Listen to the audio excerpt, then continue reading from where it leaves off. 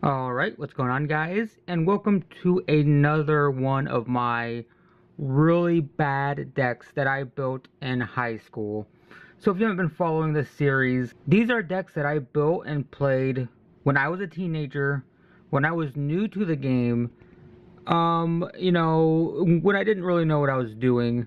And this is a couple years after I started playing, so I was starting to get it a little bit. You'll see that, especially if you watch the previous videos. But this was probably a couple years after I started playing Magic. And, as I always mention, we didn't have an LGS, there was no gaming store, there were no singles to buy. You built your decks from the stuff that you opened in boosters or stuff that you traded for. And this is one of the awful decks that I built. So this is actually built around... And that's the point where my audio broke. I don't know why, but for a minute here, my audio just completely broke. If you don't believe me, here's what it sounds like. A couple glorious anthems that I opened in boosters. Yeah, I'm not sure what happened. So basically, to recap what I was saying here, I was at the point where I was getting interested in looking at competitive decks. Not to play. I couldn't afford a competitive deck. I didn't have anywhere to play a competitive deck. I was still playing casual. But I was interested in learning how they worked. So I was looking at GP decks, I was looking at Pro Tour decks, I was just looking at, classic competitive decks. And one of those decks I came across was the early White Weenie deck. That was the deck that used Savannah Lions, White Knight, with a Glorious Anthem at the top of the curve. And I just so happen to have two Glorious Anthems that I opened in boosters. So clearly I can just make a White Weenie deck, right? Because I have two of them. Except I wanted to use evasive creatures. So all of my creatures had flying or shadow or something like that with Glorious Anthem. And that's what the deck was built around. So we'll get back to my original audio, guys. Apologize for that. Here we go. First off, we have a Suntail Hawk. 1 mana, 1/1 with flying. That's it. We had 4 of those. I think I had like 8 or 9 of these, and here's 4 of them in the, whatever this deck is, this green-white weenie deck that I built in high school. And then we have a Sultai Foot Soldier, just a 1 mana, 1/1 with Shadow. And then we have Pouncing Jaguar, 1 mana, 2/2 with Echo. We have a Lantern Kami, 1 mana, 1/1 with Flying, 2 of those. We have a Treetop Scout, a 1 mana 1/1 that can only be blocked by flying. And that was the idea. We were going to play these cheap 1 mana evasive creatures with the exception of Pouncing Jaguar, but these 1 mana 1/1 with flying, and we were going to we're just going to pump them up with Glorious Anthem. That was my brilliant idea. And that's the gist of the deck. But we do have some more, obviously. We have Sky Hunter Skirmisher. This is a 3 mana 1/1 with flying, but it has double strike. And we haven't gotten to it yet, but we do have a lot of enchantments to pump it up, so it gets kind of ridiculous, actually. We have a Diving Griffin. 3 mana 2/2 with flying and vigilance, basically. And that was it for the creatures, and that's the biggest flaw of the deck, is that it was supposed to be this White Weenie deck, and it doesn't actually run a ton of creatures. But you can see that I'm starting to understand the importance of mana curve. It's really low end, obviously, because it is a White Weenie deck, kind of, with a green kind of splash. I mean, if we look at... there's kind of a bit of green here, actually. But I was starting to understand that, you couldn't just run a bunch of huge creatures. You did have to consider what you're going to be playing every single turn. So you can start to see that a bit. I'm starting to get it. I'm not just playing all of my biggest creatures in a deck like my previous decks. But anyway, we'll move on with the how we pump creatures up. First off, we have a Sword of Fire and Ice. Awesome card. Opened this in a booster. Still have it.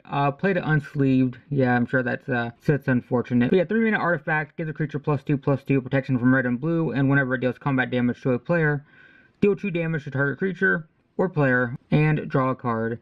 So kind of ridiculous, especially like if we throw it on this. It's a 3/3. It's going to be dealing 6 damage. Actually, it's going to be dealing 8 damage and giving us a card every turn. So kind of crazy. And then we have Rancor, kind of amazing, still good to this day. 1 mana enchantment, enchanted creature gets +2/+0 and trample. And then when it dies, you return it to your hand. So super good with all these little flying creatures. Like a shadow creature. Actually, this is very similar to Shadow Black, right?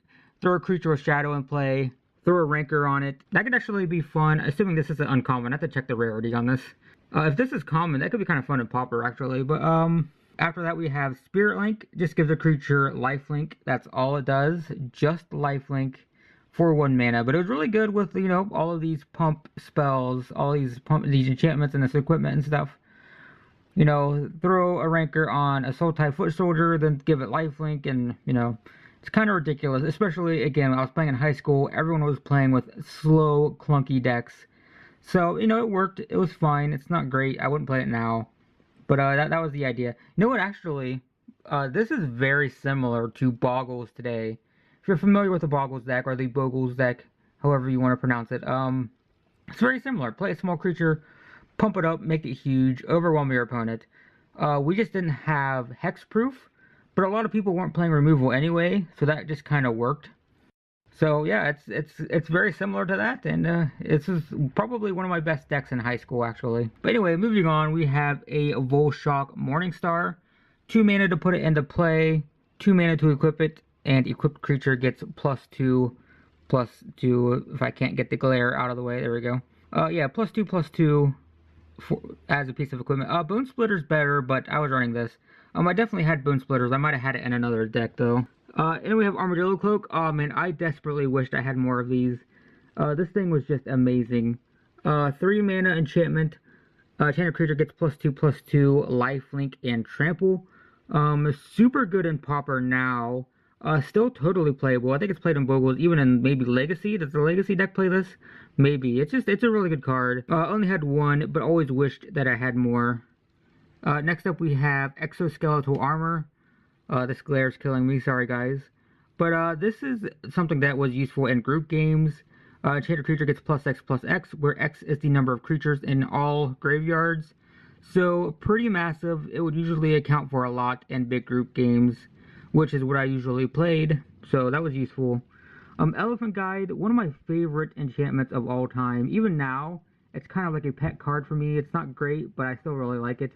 It's a 3 mana enchantment. Enchanted creature gets +3/+3. And then when that creature dies, we get a 3/3 elephant token. I don't really think it's that bad, but it's not played that much. But I do really like it. Maybe we'll do something with it sometime. And then finally, the last card, we have a Banshee's Blade. Whenever equipped creature deals damage, you put a charge counter on it. And then the equipped creature gets +1/+1 for each charge counter on the Banshee Blade. So that's pretty cool. And then obviously we just have, you know, a stack of land. So anyway, yeah, that's another deck that I played with in high school. Again, play small creatures and make them bigger. Very similar to Bogles. You know, they're small, they're evasive. They don't have hexproof. That's the only problem. But again, like I said, people weren't playing removal anyway. We'll get a nice little overview here. But like I said, people weren't really playing removal, so this was essentially a Bogles deck. It was very similar to it. We played a small creature, we threw tons of enchantments on it, and we usually killed our opponent by turn 3 or 4. I mean, that really wasn't uncommon, just because everyone's decks were so clunky, no one was playing removal, so we could just, you know, we could get a Suntail Hawk in play, you know, turn 2, throw a ranker on it, and maybe a Spirit Link. And then, you know, turn after that, you know, throw something else, one of these other enchantments on it, and it gets ridiculous. It would always be insane. It wasn't as good in group games, but this is a deck that I would always play in 1v1 games. Anytime someone sat across from me and said, want to play a single game, this is the deck that I usually pulled out, because it was just insanely good in 2-player games. And again, yeah, like I said, this is where I'm starting to understand. This is where I'm like, you know, maybe I shouldn't play with Thorn Elementals. Maybe I shouldn't play with Tidal Krakens. Maybe I should actually, you know, consider just playing things in the early game instead of waiting 4 or 5 turns before I play my first spell. So I'm starting to get it. And again, I've said in the other videos, I was playing casually. All my friends were casual. We were all just learning to play. We all learned to play at the same time. And these are just the types of decks that we played. And this is a couple years after learning, and I'm finally, you know, this is starting to wrap my head around the idea of, you know, paying attention to the mana curve. So, yeah, I hope you liked this video, guys. I hope you didn't like this deck, but if you did, that's cool, I guess. But yeah, it's cool. It's something that I would consider doing something similar in Pauper. But then, what's the point with, you just do Bogles, right? What's the point of doing something like this? So anyway, if you like this video, definitely give it a like. Check out the channel, subscribe if you haven't. Let me know if you want to see more videos like this. I have at least one more deck that I can show, maybe two, and they're equally as bad. Actually, the other deck that I played with the most was really janky. But anyway, leave a like, subscribe, all that stuff, and I'll see you guys in the next one.